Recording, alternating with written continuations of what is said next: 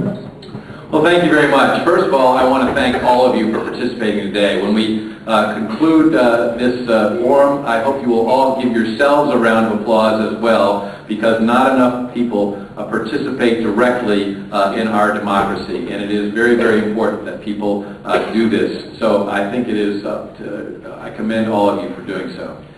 We've had a good opportunity to talk about a wide array of issues, and I commend our moderator for selecting the questions. He certainly has covered the most pressing issues facing our country today.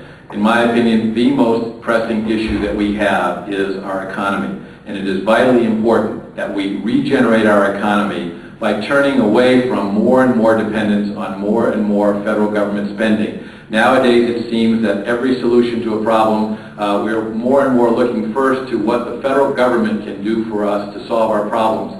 The problem is, folks, that the federal government either takes taxes from us or borrows money against our children and grandchildren's future to pay for all of these things. We cannot go down the path that we have been going down. We need to have a balanced budget amendment to the Constitution. We need to have fiscal discipline. I always vote for the tightest budget offered each year. It almost never is the budget that passes.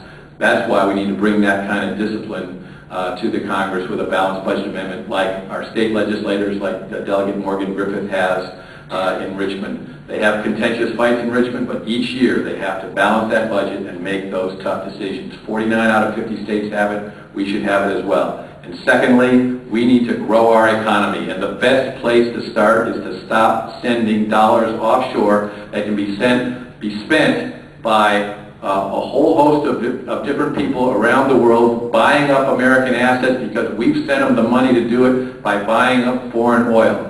We need to have a domestic energy policy that makes America energy independent. We can do it. With your support and your vote, I will fight for that for you in the Congress. Thank you very much. Thank you.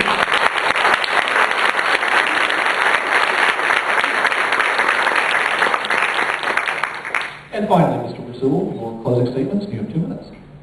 Well, as you can tell, I'm pretty passionate about these issues. My wife and I lately have been fighting very, very hard for some 20 months, and I've been putting a lot of sweat into it. That's because I genuinely care. I genuinely believe in the grassroots methodology and the positive message that we bring. I was pleased to see, of course, we had an event today that we did not bicker back and forth. We didn't attack each other. And that's really the type of campaign that both of us can be proud of, because that's the type of politics we need in America to move our country forward. I'm part of this Change Congress movement, where it's Democrats, Republicans, and Independents coming together and calling for systemic reform. Because the greatest threat to our republic, the greatest threat to our nation, is the fact that these lobbyists and special interests have taken control of not only just our government, but these parties as well. We need to realize that we need to work for systemic reform that gives power back to the people. This Change Congress movement says we want to work for increased congressional transparency. We don't take a dime from PACs or special interests. In fact, much to the dismay of many in my own party, I don't take any money from the Democratic Party either. That way I can say, this is genuinely my message, and this is what I believe moves our country forward. I believe in getting rid of these earmarks, these special pet projects. Not necessarily the projects themselves, but the merits that they're based on needs to be judged in an objective way. So the process needs to be changed. And finally, probably the biggest issue facing our nation, believe it or not, and it's just not quite spicy enough for people to talk about, is how we fund these campaigns. The way we fund these campaigns determines the quality of leadership that we have in Congress. My wife, for my birthday, bought me a disc that had some of the most popular speeches in U.S. history. And one of them actually was the resignation of Richard Nixon. I was listening to that speech and I was wondering, this guy, he resigned for this? Now we have a senator out in Idaho playing footsies. We've got a Democratic congressman freezing $90,000 worth of cash. This is not a process. This is not a government that makes us proud. Living in the greatest nation in the world, we should demand better, and I will give you better as your next congressman.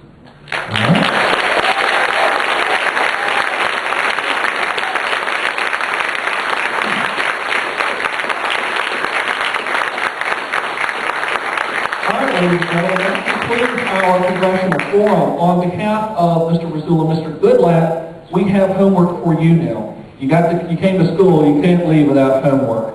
Your homework is as follows. Please read up on all the candidates, not only for this race, but for all the races that you will be voting on. Please learn about the candidates, please learn about what they support, and please make a decision. And the deadline for you to turn in your paper, which by the way is your vote, is November 4th. Please do your job and vote.